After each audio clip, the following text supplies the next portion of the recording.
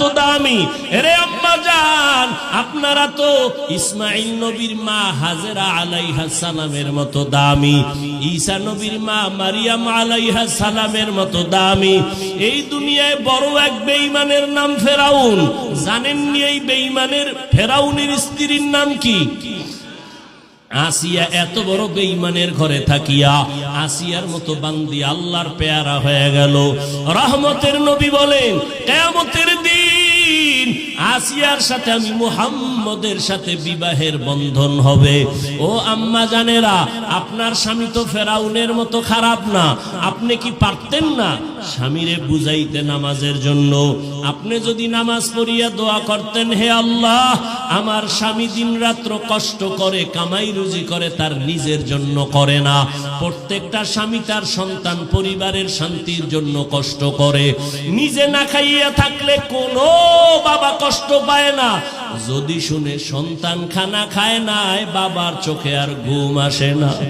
মা বাবা, ওই বাবার ঋণ কেমনে আদায় করবি রে সন্তান? এত কষ্ট করে বাবা, নিজের জন্য করে না, সব পরিবারের সন্তানের জন্য করে। ও মা, যদি স্বামীটার জন্য দোয়া করে বুঝাইতেন আর নামাজের কথা বলতেন, একদিন না একদিন নামাজের দিকে আসতো। আর আপনি যদি বলতেন, স্বামী আমার মা বাবার মায়া ত্যাগ করে আমি তোমার সংসারে আসছি, খাইয়া থাকলেও আসি, না খাইয়া থাকলেও আসি, তবে তোমার কাছে আমি স্ত্রী হিসাবে একটা দাবি, জীবনে হারাম টাকা কামাই করবা না, হারাম মাল ঘরে আনবা না, হারাম খাইয়া নিজেদের রক্ত নাপাক করব না, সন্তানের রক্ত নাপাক করতে দিব না। আম্মা জানেরা যদি বুঝাইতেন, কোন স্বামী হারাম মাল ঘরে নেওয়ার সাহস পাইত না। এরে আম্মা জান, আপনি হারাম খাইয়া কেন নিজের রক্ত নাপাক করবেন? হারামের দ্বারা সন্তানের রক্ত কেন নাপাক করবেন?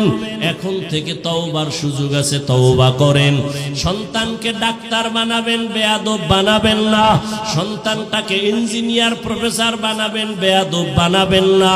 সন্তানের যদি বারবার বুঝাইতে থাকেন, বাবা কোনদিন মুরব্বীদের চোখে দিয়ে তাকায় কথা বলবা না, বেয়াদবি করবা না, মিথ্যা কথা বলবা না, কারো ক্ষতি করবা না, একদিন না একদিন সন্তান আপনার কথা কাজে লাগাইতো। এখনো সময় আছে, তওবা করে নেন। আর নামাজ ছাড়বেন না, বেপরদায় চলবেন না, স্বামীর মাল খেয়ানত করবেন না। ও যুবক বাবারা, এখনো সময় আছে, তওবা করো।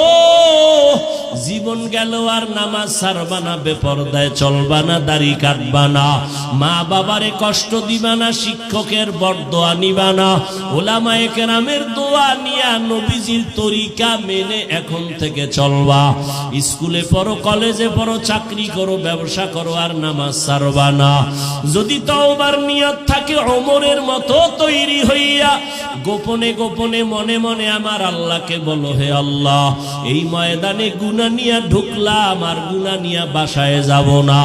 তওবার নিয়ত করে ফেললাম, জীবনে তো কম দাড়ি কাটি নাই, জীবনে নামাজ তো কম সারি নাই, বেপরদায় কম চলি নাই, আর কত জীবন কতদিন আছে জানা নাই। ও আল্লাহ, আজকে থেকে আর নামাজ ছাড়বো না, দাড়ি কাটবো না, বেপরদায় চলবো না।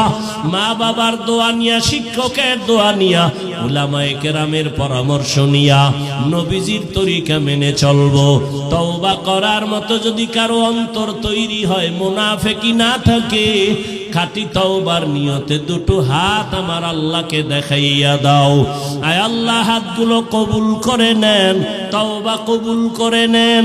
তওবার উপরে মজবুত হইয়া আমাদের চলার মতো তৌফিক দান করেন, আমিন।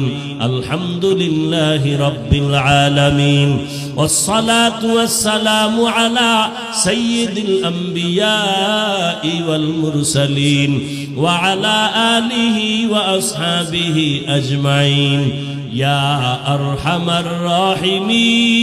الراحمين يا أرحم الراحمين يا أرحم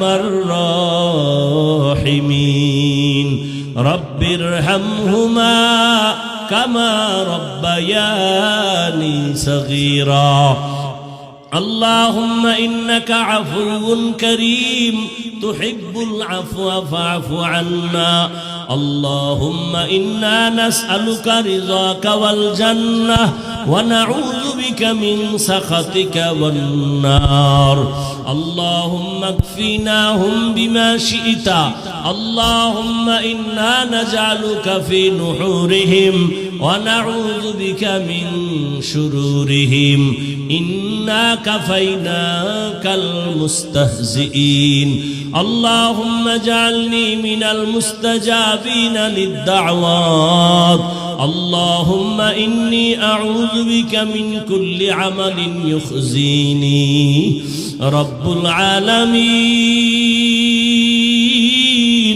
কুদরতের নজর দিয়ে দেখে